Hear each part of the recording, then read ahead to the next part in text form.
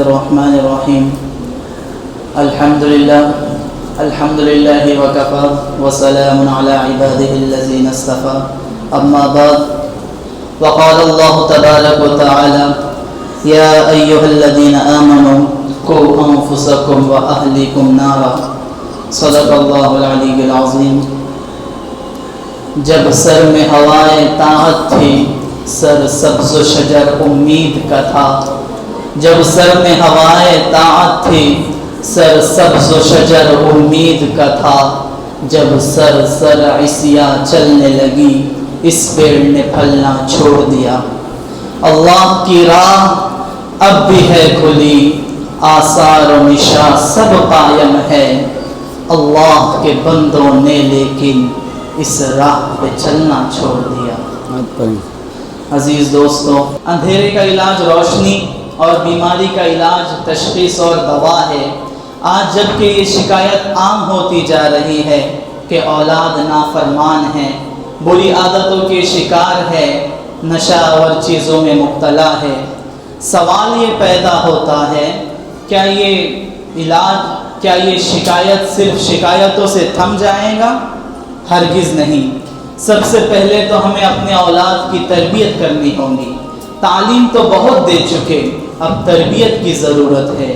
ان میں اسلامی حرارت پیدا کرنے کی ضرورت ہے، ایمانی غیرت جگانے کی ضرورت ہے، مردوں عورتوں اور بچوں کے قربانیاں یاد دلانے کی ضرورت ہے.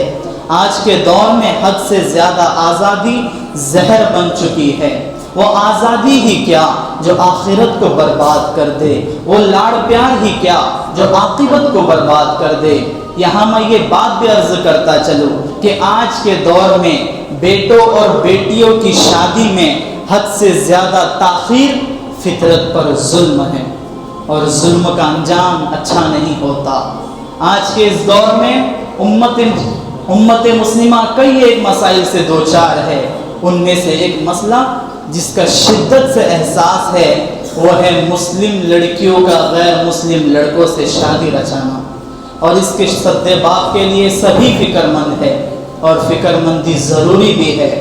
نیز آج کے جو باطل قوم ہیں وہ تو علل اعلان اپنے لڑکوں کو اس کار شر کے لیے آمادہ کر رہے ہیں کہ جس کے اثرات بد آئے دن ہمارے مشاہدے میں آ رہے ہیں. تو کیوں نہ ہم بھی علل اعلان مستعدی کے ساتھ اسلام کی شہزادیوں کو حضرت خدیجۃ الکبریٰ، حضرت عائشہ صدیقہ، حضرت سمیہ، حضرت اسماء اور حضرت فاطمہ رضی اللہ تعالی عنہا کی وراثت سنبھالنے کی ترغیب دے. گھر گھر دینی اجتماعات ہو، مختصر بیانات اور لٹریچر کے ذریعے ہم اسلام کی شہزادیوں کو باور کرائیں کہ تم ایک عظیم وراثت کی مالک ہو. وحی آنے پر حضرت محمد صلی اللہ علیہ وسلم کو حوصلہ دینے والی، تسلی دینے والی خاتون تھی حضرت خدیجۃ الکبریٰ. اسلام کے لیے شہید ہونے والی سب سے پہلے خاتون تھی حضرت سمیہ. ہجرت کے موقع پر ابو جہل تماچے مار مار کر آپ صلی اللہ علیہ وسلم کا پتہ پوچھ رہا تھا. وہ خاتون تھی حضرت ابو بکر صدیق کی بیٹی حضرت اسماء. دوستو، ہم اپنی بیٹیوں کو بتائیں کہ یہی وہ پاک باز عورتیں ہیں کہ جن کی قربانیوں کی بدولت آج انسانیت کو مذہب اسلام جیسا آب حیات نصیب ہوا. ہم بتائیں اپنی بیٹیوں کو کہ تم بھلا کیوں کر اس سے دور اور کنارہ کش رہ سکتی ہو. مذہب اسلام تو آب حیات ہے، کفر و شرک تو زہر ہے. مذہب اسلام تو حیات طیبہ سے نوازتا ہے اور کفر و شرک دنیا اور آخرت دونوں کو برباد کر دیتا ہے. دوستو، ہم بتائیں اپنی بیٹیوں کو آج پھر انسانیت اپنا دم توڑ رہی ہے، زخموں سے چور چور کرا رہی ہے. مرہم تمہارے پاس ہے، دین اسلام تمہارے پاس ہے، فاطمہ کی تعلیمات تمہارے پاس ہے. آؤ عہد کر لے کہ ہم اپنے کسی عمل سے اپنی قوم کو رسوا نہیں ہونے دیں گے. ہم دل و جان سے اپنی قوم کو، ہم دل و جان سے اپنے دین کی عظمت کریں گے. اور آؤ عہد کر لو کہ آج کے بعد ہم کسی عمل سے سامنے والی قوم کو موقع نہیں دیں گے کہ وہ ہماری شریعت پہ انگلی اٹھائے.